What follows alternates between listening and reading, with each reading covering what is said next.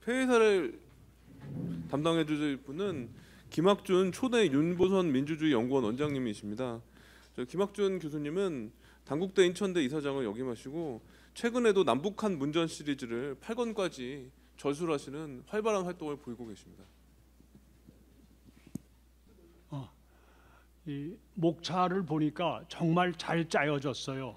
그리고 참 주제마다 공부가 깊은 학자들을 발표자로 모시고 또 적절한 분들을 토론자로 모시는 등 아주 준비가 잘 되어 있는 세미나였다고 저로서는 말씀드리고 싶습니다.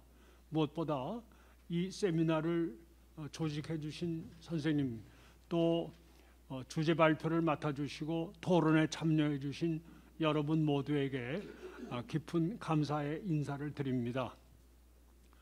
사실 이 논문집을 읽으면서 제 스스로는 많은 부끄러움을 느꼈습니다. 왜냐하면 특히 여익구 선생의 그 말이 소개가 되어 있는데 여러분도 느끼셨겠습니다만 여익구 그분이 이제 그 감옥에서는 나오기 위해서 이제 뭐 앞으로 나가면 조심해야겠다는 그런 각서를 쓰고 또 나올 때는 또 나는 민주화 운동을 계속하겠다 이렇게 말을 해서 자기 스스로도 참 자기에 대하여 실망을 느꼈다. 아주 솔직한 수레를 털어놓았어요.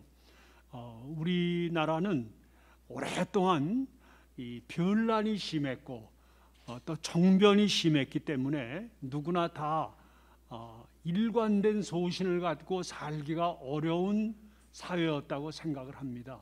그래서 여익구 그분이 참 솔직하게 털어놓았듯이 이 좀 왔다 갔다 하는 이런 그 자세를 보이면서 살지 않을 수 없었던 모습을 그분의 글에서 그러나 아주 제가 볼 때는 훌륭하게 사신 거예요 라고 생각을 합니다. 그렇게 인정을 하게 될 때 사실 엄혹했던 유신시대에 조작된 민청학년 사건으로 고생을 하시면서도 민주화 운동을 포기하지 않고 계속 그 글을 걸으셨던 많은 분들에게 새삼 경의를 표하게 되고 또 그때는 저는 전혀 거기에 참여하지 못했었던 것을 생각하면 동시에 부끄러움을 느낀다는 말씀을 먼저 드리도록 하겠습니다. 이제 우리가 운동권이라는 말을 오늘 참 많이 썼어요. 아닌 게 아니라 민청학년 사건을 계기로 우리나라에서는 운동권이 하나의 그 제도로서 굳어지게 됩니다. 그리고 확산되고 결집되는 것이고 그 시대에 형성된 운동권의 정신과 투쟁이 결국은 이 박정희 정권을 종결시키게 되고 그리고 또 80년대에 들어와서 그 50 이후의 여러 반민주적 체제에 대한 저항을 불러일으킬 수 있었다는 것, 이 점에서 민청학년 사건이라는 말로 요약되는 학생 중심의 민주화 운동, 그리고 이 민주화 운동을 뒷받침해 준 특히 기독교, 그리고 그 운동에서 또 그리고 그 연결해서 자신의 안위를 마다하지 않았던 해위 윤보선 전 대통령의 결심과 행동을 높이 평가하게 되는 것이죠. 사실 윤보선 대통령은 당시로서는 생존해 있는 박정희 대통령을 빼고는 생존해 있는 유일한 전직 대통령이었기 때문에 이 그 운동권, 그 유신 정권에 의하여 억압되는 세력에게는 가장 강력한 보호막이었다고 할 수가 있습니다. 또 윤보선 대통령은 우리가 더 구체적으로 논하지 않고 포괄적으로 말할 때 그분의 반공 정신은 누구도 의심하지 않았던 것입니다. 이런 분이 민청학년 사건을 옹호하고 또 유신 체제에 저항하는 세력을 옹호하게 되니까 해외에서도 또 자유민주주의를 지향하는 국가에서도 박정희 정권에 저항하는 반대 세력을 공산주의로 몰아가기가 대단히 어려웠다.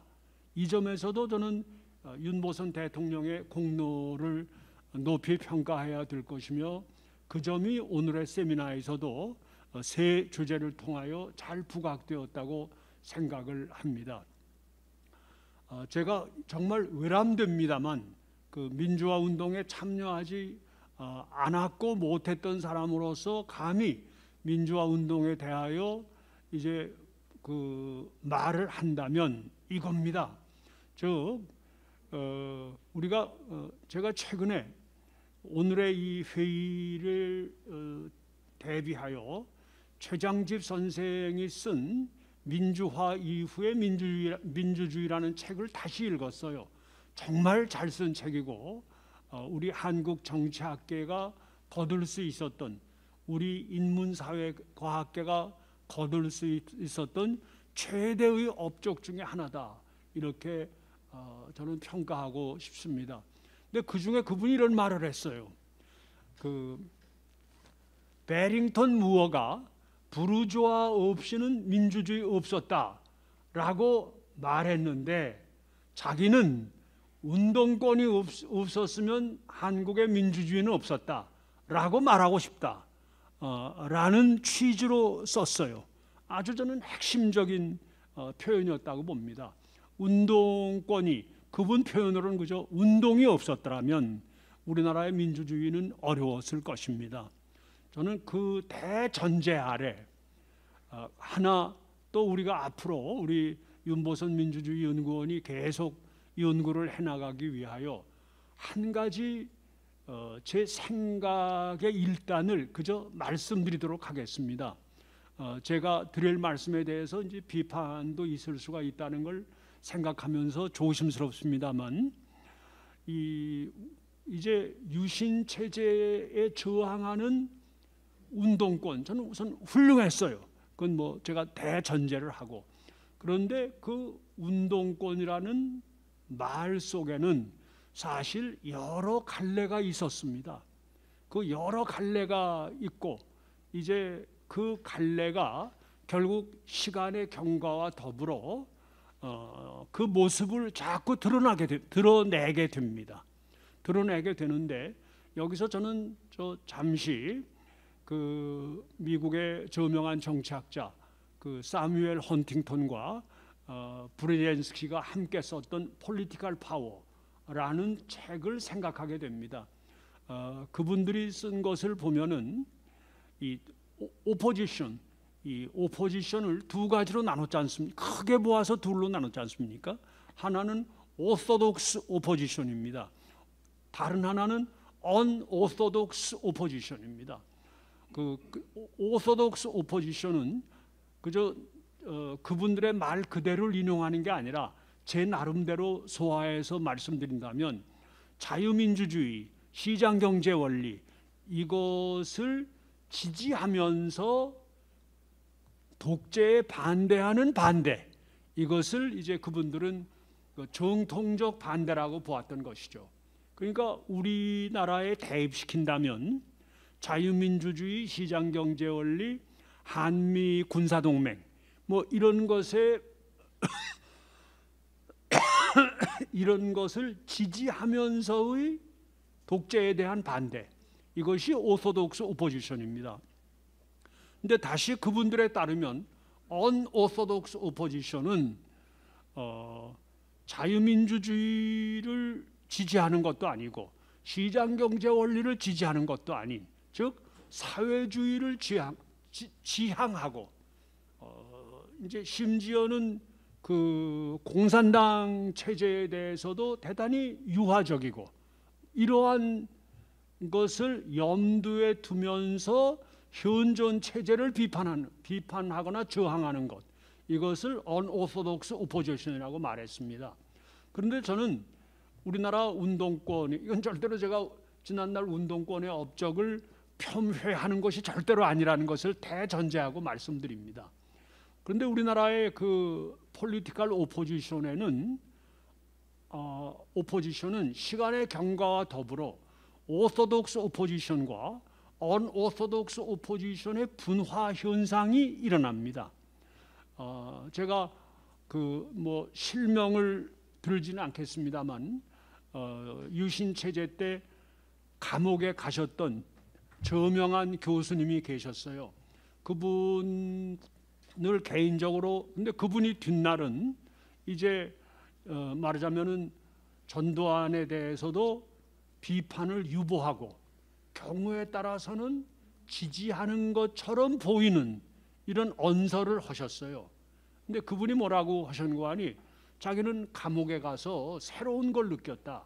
뭔가 하니 감옥에 오래 계셨으니까 이제 그 감옥에 들어온 이 민주화 운동으로 다 들어온 사람들과 자주 접촉해 보니까 생각이 완전히 다르더라. 그래서 자기는 아차 이래서는 안 되겠다 하는 생각을 갖게 되었다. 이런 말씀을 하셨어요. 오늘 이제 어느 발표자께서 또 토론자께서 해위 선생의 그 정치적 행위를 설명하시면서 좀 애매모호한 데가 있었다 하는 것도 저는 그거라고 봅니다. 즉 이분은 아주 기본적으로 이제 기독교 신앙 위에서의 죄송합니다. 기독교 신앙 위에서의 반공주의를 가지고 계신 분이고 절대로 공산주의는 수용할 수 없는 분이에요. 그러했기 때문에 5.16이 일어났을 때 먼저 이거 이러다가 결국 내가 이거 저 5.16 쿠데타를 부인하고 하게 되면은 결국 나라가 또 다시 혼란에 빠지고 행여라도 공산주의자에게 유익한 일이 벌어지는 것이 아닌가 했던 생각이 이제 그 대통령직에서 물러나지 않는 결정을 취한 한 요인이었다고 봅니다. 근데 이러한 부분, 결국 이러한 부분이 이제 오늘날 우리나라의 정치를 바라봄에 있어서도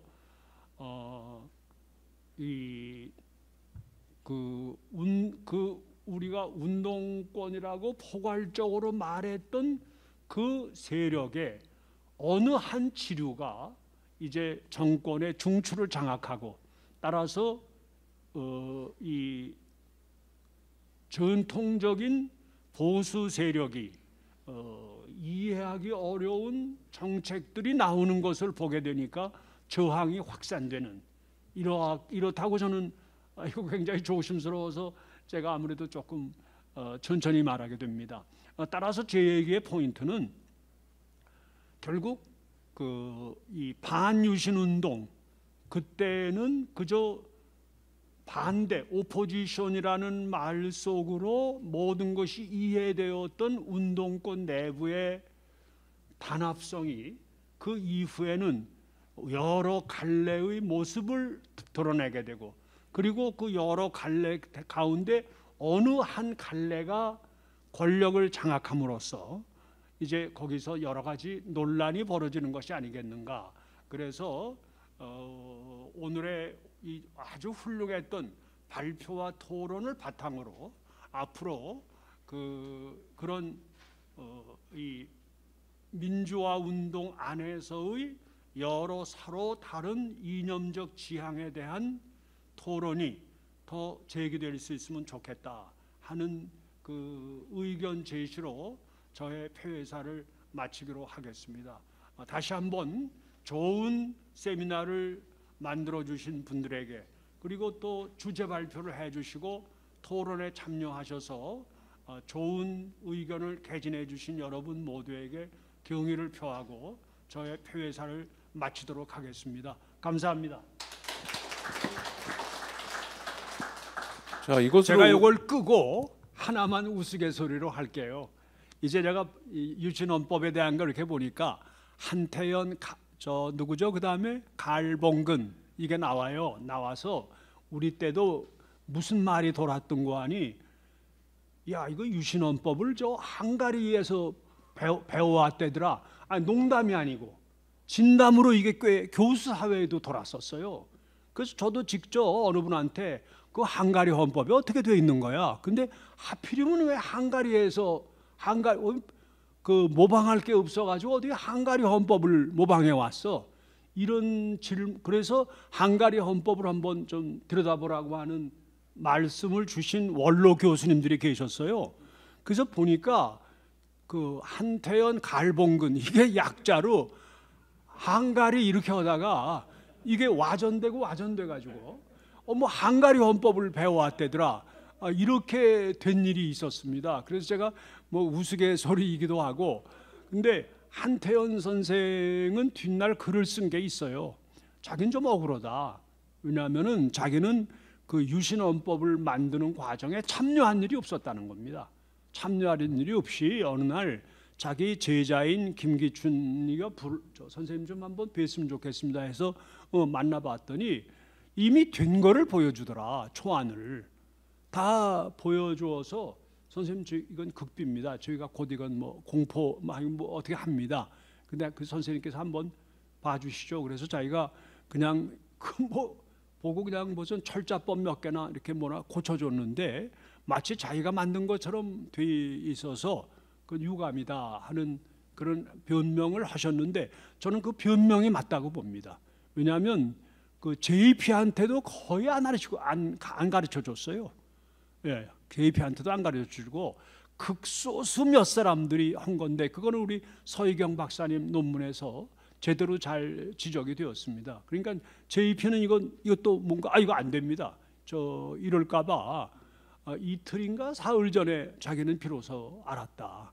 그렇다고 무슨 면책된다는 얘기는 아닙니다. 우리로서는 그 사실의 구명이란 점에서 제가 이렇게 덧붙이도록 하겠습니다. 그리고 이제 하나만 더 말씀드리면 저는 대학 1학년 이제 그때는 4월 입학입니다. 입학하고 한 달 반 만에 5.16이 났어요. 그런데 저로서 이건 깊이 연구하고 싶은 테마인데 제 지론의 하나는 우리나라는 자유주의의 토양이 약했던 나라다. 저는 이게 제 그 명제입니다. 자유주의에 대한 신념 이게 약했어요. 그 제가 고등학교 때 전 뭐 서울이 아니고 인천에서 고등학교를 다녔습니다만 우리 학교 교사들의 상당수가 서울대학 출신들이었어요. 그 다음에 저희 교장 선생님이 특별한 분이라 그 교사 자격이 없는 분은 그냥 강사로 채용을 해가지고 보면 다 물리대 출신들이었어요. 지금 보면은. 그러니까 이분들이 뭐 우리 고3인데도 입시 준비보다도 늘 뭐 토론을 많이 시켰어요. 근데 그분들이 늘 하신 말씀이 야 우리나라는 이거 사회주의를 해야 된다.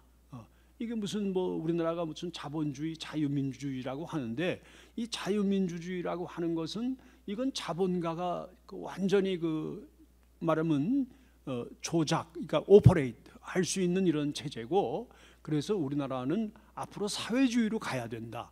이런 말씀들을 많이 하셨어요. 그러니까 5.16이 났을 때도 사실 제가 보기에는 지식인 사회의 다수는 5.16을 지지했어요. 왜? 야 박정희는 농민의 아들이다 말이야. 그리고 박정희가 상당히 그 반미되더라. 반미 경향이 있대더라. 그러니까 이런 사람이 말은 민족 자주다. 그래서 저는 거기다가 이제 그 사람이 죽지 않은 것이었기 때문에 저는 5.16이 그래도 18년을 갈 수 있었던 것은 자유주의에 대한 신념이 강하지 않은 사회였고 뭔가 사회주의로 우리는 가야 된다라고 하는 그 믿음이 지식인 사회에 깔려 있었기 때문에 이것이 5.16에 대한 그 저항을 낮추고 이제 그것이 결국은 그 우여곡절은 있었지만 그 박정희 정권을 18년을 가게 하는 그 하나의 요인이었다라고 저는 그 생각을 하고 있고 또 그 관점에서 제가 지금 뭐 책이라고 할까를 하나 준비하고 있는데 뭐 자칫 잘못했다고는 또 뭐 되게 얻어맞을 것 같아서 저 주저는 하고 있습니다만 앞으로 이 문제도 우리나라의 그 정신사라고 할까 해서 한번 깊이 저는 다뤄볼 만하다 이렇게 생각을 합니다. 제가 이제 고등학교 때인데 우리 저 상업 뭐예요 공민이라는 과목을 가르치시는 분이 김영삼 정부 때 장관까지 하셨어요. 근데 문제가 함자는 얘기 않겠습니다. 그분이 저희 학교에서 가르치셨는데 그분 늘 모택동에 뭐죠 그 뭐였죠? 대약진 운동 때 인민공사 제도 그걸 칭찬하셨어요. 그 우리나라 말이야 우리나라 이렇게 너무 가난하고 말이지 그냥 미국 원조에나 의존해서 살고 있는데 말이야 이래서 되느냐? 그 인민공사 같은 그 굉장히 우리한테 영향을 많이 줬습니다. 그러니까 그 자유주의 제 명제는 자유주의의 토양은 약하고 뭔가 좀 강력한 지도자가 강력하면서 양심적인 지도자가 나와서 자주 노선 사회주의 노선을 걸어야 한다는 믿음이 꽤 많이 확산되어 있었다는 것. 이것이 이제 저는 유신에는 반대하고 전두환 정권에도 반대했지만 그래서 민주화 운동을 한 세력 가운데에도 일부는 아직도 그 지향성을 가지고 있는 것이 아닌가 이렇게 생각을 해보고 이러한 점도 우리가 앞으로 한 단계 한 단계 우리 윤보선 민주주의 연구원을 통해서 더 깊이 연구해 봤으면 좋겠다 하는 말씀을 덧붙이도록 하겠습니다. 감사합니다.